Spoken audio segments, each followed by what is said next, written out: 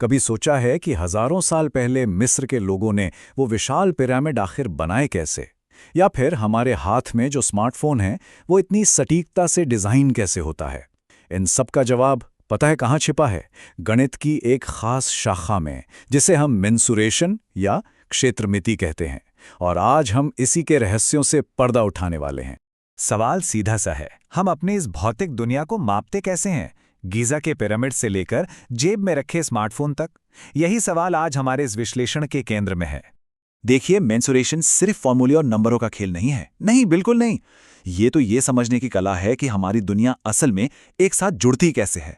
ये हमें आकृतियों की यानी शेप्स की एक भाषा सिखाती है। एक ऐसी भाषा जिससे हम अपने चारों ओर की हर चीज को माप सकते हैं और सही मायनों में समझ सकते हैं। तो चलिए एक छोटा सा सफर करते हैं समय में पीछे की ओर और देखते हैं कि आकृतियों को मापने का ये कोड शुरू कहाँ से हुआ। ये कोई आज की बात नहीं है। इसका इतिहास बहुत लंबा और शानदार है। सोचिए, लगभग 3,500 साल पहले प्राचीन मिस्र के लोग पिरामिड जैसी जटिल संरचनाओं का वॉल्यूम यानी आयतन निकाल रहे थे। फिर आई यूनान की यूक्लिड, जिन्होंने ज्यामिति को बाकायदा नियमों में बांधा।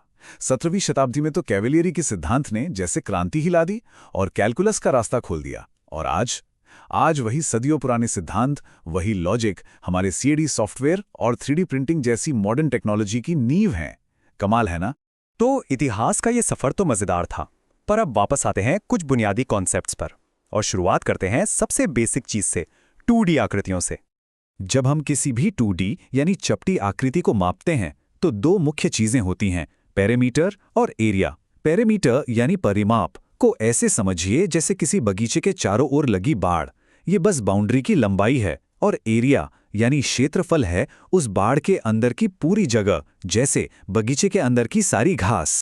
सबसे आसान से शुरू करते हैं। एक आयत यानी रेक्टेंगल, इसका एरिया निकालना तो सबसे सीधा है। बस इसकी लंबाई को इसकी चौड़ाई से गुणा कर दीजिए। बस इतना ही आसान है ये। अब यहाँ एक बहुत ही मजेदार बात है।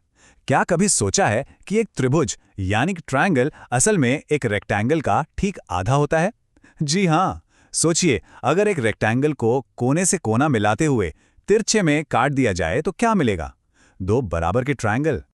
और इसी वजह से एक ट्रायंगल के एरिया का फॉर्मूला है आधा गुना बेस गुना हाइट। ये कोई रटने वाली चीज नहीं है, ये सीधे सीधे रेक्टेंगल के लॉजिक से ही निकल कर आता है। सब कुछ जुड़ा हुआ है। और आखिर में बात करते हैं वृत्तों की, यानी सर्कल्स की। एक सर्कल का एरिया होता है पाई गुणा रेडियस का स्क्वायर। यहाँ पाई वो एक जादुई नंबर है जो लगभग 3.14 के बराबर होता है और ये गणित की सबसे महत्वपूर्ण संख्याओं में से एक है। चलिए, 2D दुनिया में तो हम घूम लिए, अब एक लेवल ऊपर चलते हैं और 3D आकृतियों की दुनिया में कदम रखते हैं। 3D दुनिया में 2D वाले कॉन्सेप्ट्स ही एक नया रूप ले लेते हैं। जो पहले पेरीमीटर था वो अब बन जाता है सरफेस एरिया, यानी किसी चीज की पूरी बाहरी सतह, जैसे किसी तोहफे पर लिपटा हुआ रैपिंग पेपर।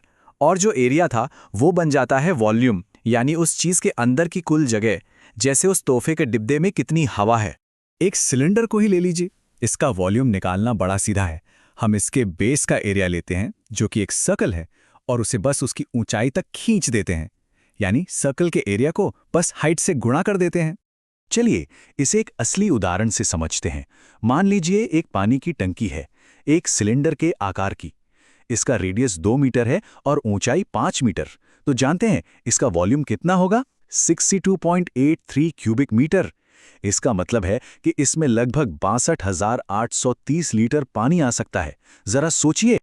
और अब एक छोटा सा मजेदार फैक्ट, क्या आपको पता है कि महान गणितज्ञ आर्किमिडीज को एक गोले और सिलेंडर के वॉल्यूम के बीच के संबंध की अपनी खोज पर इतना ज्यादा गर्व था कि उन्होंने कहा था कि उनकी कब्र पर इसे जरूर उकेरा जाए।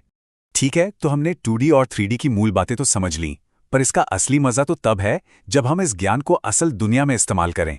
तो चलिए देखते हैं कैसे। असल दुनिया में चीजें कभी भी परफेक्ट क्यूब या स्फीयर नहीं होती हैं, है ना? वे आमतौर पर कई सिंपल आकृतियों का एक कॉम्बिनेशन होती हैं। इन्हें हम कहते हैं कंपोजिट शेप्स, यानी मिश्रित आकृतियां। सबसे अच्छा उदाहरण है आइसक्रीम कोन। यह असल में क्या है? एक शंकु यानी कोन जिसके ऊपर एक अर्धगोला यानी हेमिस्फीयर रखा है। तो अगर हमें इसका कुल वॉल्यूम जानना है तो हम क्या करेंगे? बहुत आसान है। कोन का वॉल्यूम अलग निकालेंगे, हेमिस्फीयर का अलग निकालेंगे और दोनों को बस जोड़ देंगे। तो सवाल उठता है कि ये सब क्यों मायने रखता है? अरे ये हर जगह मायने रखता है, आर्किटेक्चर से लेकर इंजीनियरिंग, फिजिक्स और यहाँ तक कि पर्यावरण विज्ञान में भी। फिजिक्स में किसी चीज के वॉल्यूम से उसकी तैरने की क्षमता का पता चलता है। आर्किटेक्ट्स इसका इस्तेमाल करते हैं ये जानने के लिए कि एक इमारत बनाने में कितना पेंट या कितना मटेरियल लगेगा। इसकी एप्लीकेशंस अनगिनत हैं। तो जैसा कि हमने देखा, मेंसुरेशन एक बहुत ही शक्तिशाली टूल है। ये हमें अपने आसपास की दुनिया को समझने और मापने की ताकत देता है। प्राचीन मिस्र के लोगों से लेकर आज के मॉडर्न इंजीनियरों तक सदियों से इंसानों ने इसका इस्तेमाल हमारे जीवन को आकार देने के लिए किया है। ये आकृतियों का कोड, ये वाकई एक यूनिवर्सल भाषा है। एक ऐसी भाषा जो हमें अपने आसपास की दुनिया को डिजाइन करने, बनाने और समझने में मदद करती है। तो अगले बार जब कोई बाहर निकले तो बस एक पल के लिए रुककर चारों ओर नजर दौड़ाए और देखे कि कौन कौन सी अलग अलग आकृतियां नजर आती हैं। जो कुछ भी दिखेगा उससे शायद हैरानी जरूर होगी।